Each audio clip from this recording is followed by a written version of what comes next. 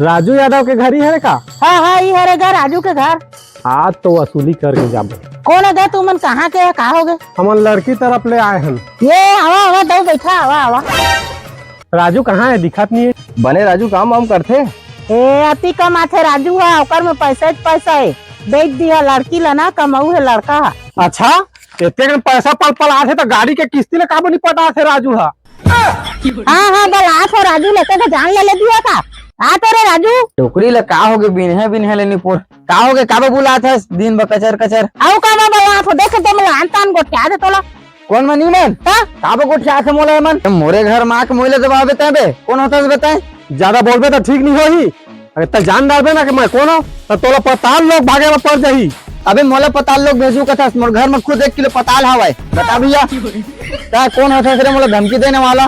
अक्का मार मारू ना तो 7 पीढ़ी ले याद रखी। अच्छा तो ले तो मार। ए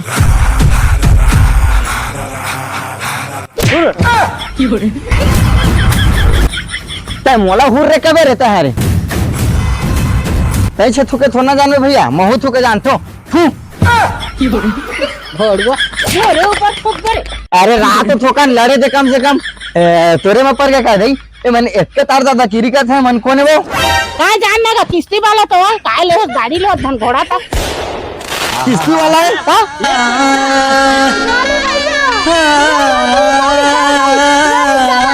किस्ती वाला के पहली का बनी बताया दई मोला तय। अरे मैं कहाँ जाना रे सगा है कहीं तो बता पारी।